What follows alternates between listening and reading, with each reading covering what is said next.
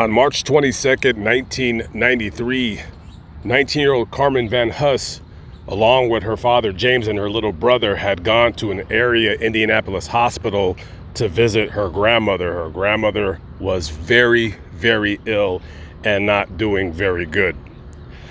After visiting her grandmother, the family leaves the hospital, and on that day, there was a storm in the area, so the weather was very bad. And Carmen lived about 20 miles from the hospital. She lived in this very complex, which we're walking through right now. And her father, James, told Carmen, hey, instead of driving all the way home by yourself, why don't you come and just spend the night at home? And she says, I can't. I gotta go home and wash my uniform for work the next day. She was a waitress at Pizza Hut. So she says goodbye to her dad, hops into her car, and makes the 20-minute drive or so to this complex. So she goes home and washes her clothes. She has to get to work the next day. So the next day arrives and Carmen is a no-show. At the time, Carmen's 19 years old. So maybe the manager figured she's sick. The manager called Carmen's apartment. Nobody picked up the phone.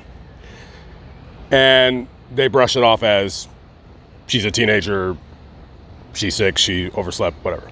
The next day, Wednesday, another no-call, no-show. Okay.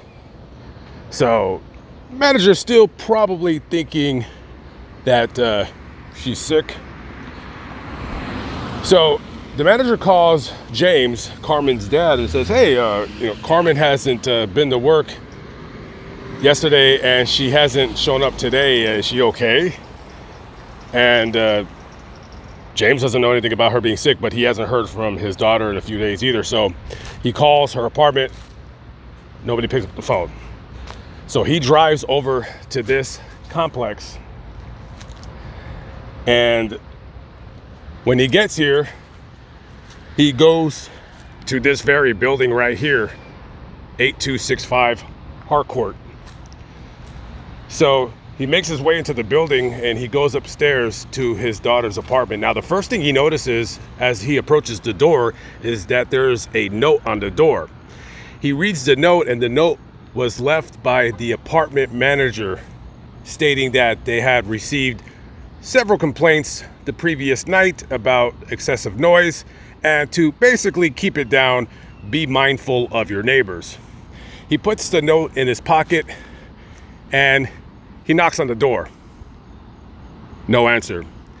He tries the doorknob, opens the door, and right in front of him is his daughter, naked and covered in blood, a pool of blood coming from her head and her face, dead.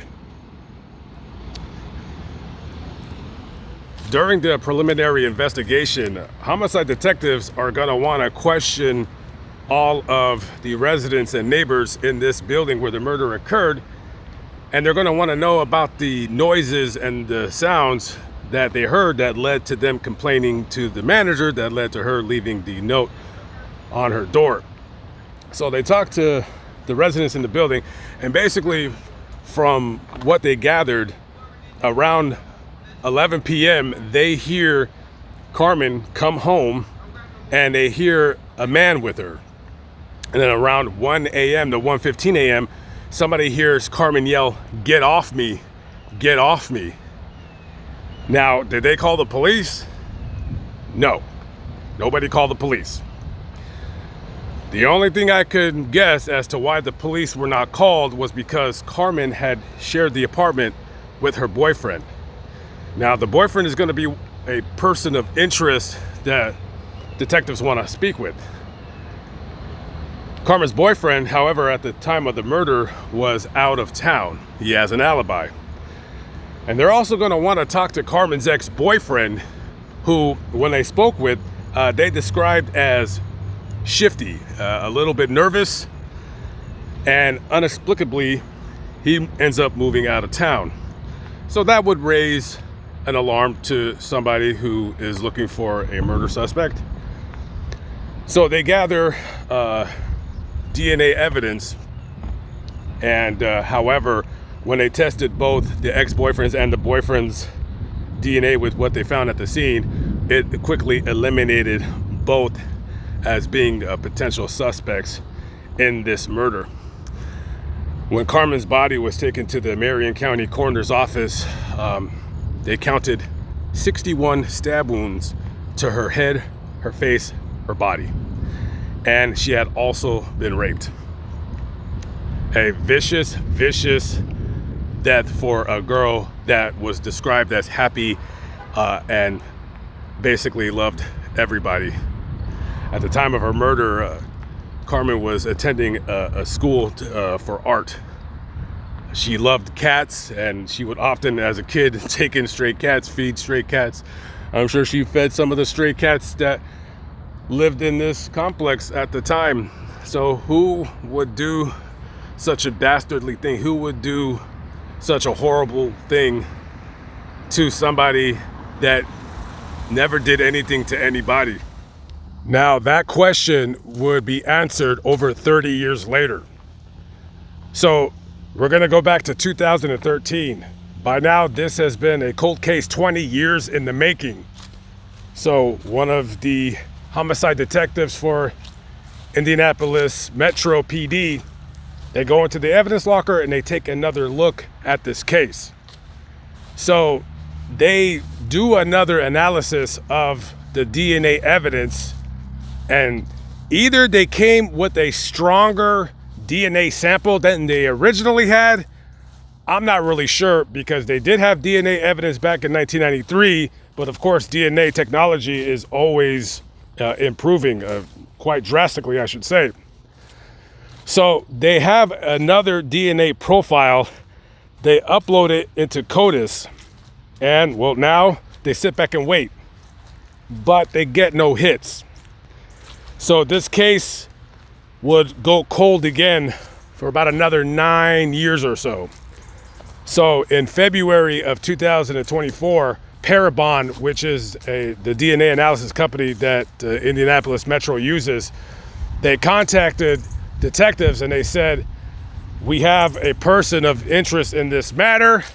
Through familial DNA, we came up with a profile of a man, and he is currently working at the University of Missouri in Columbia.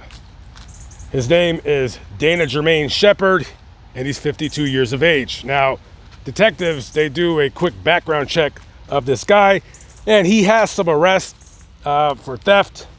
He has one for driving with a suspended license, public intoxication, and battery.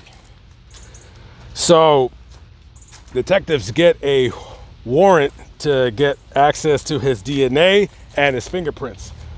So detectives drive out to Columbia, and they go to the school where Dana is working at, and they present him with the warrant, and he is visibly shaken. Like, he is nervous, shaking. They go down to the police department in Columbia. They take a swab of his mouth. They probably take some blood, take those fingerprints, and they said, well, you know, we'll see you when we see you. And it took about 4 or 5 months, but just as the recording of this video, just last week, it was a hit. The chances of this guy not being the person responsible for Carmen's murder is about 1 in 5 billion. So they get a warrant for his arrest. They go back to Columbia and they arrest him without incident. So currently, right now, he is sitting in jail, and I think they're going to have some kind of either a bail hearing or a preliminary arraignment.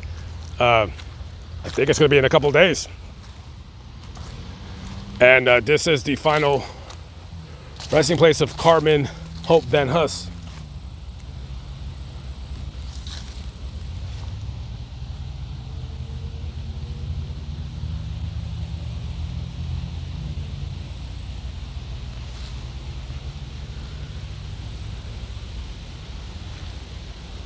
Very terrible way to die, fighting for your life.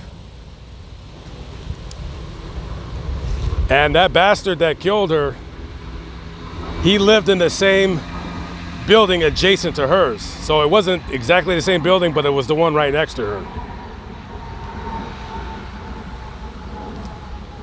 So thank God, even though it took 30 years, thank God that they got him off the street so he'll never be able to hurt anybody ever again. And sadly, Carmen's dad died in a car accident I think it was in 2000. So he did not live to see justice served, but I hope he knows somewhere out there that justice will be served.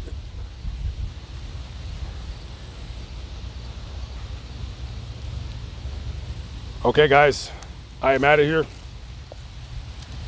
I'll see you on the next vlog. Peace out.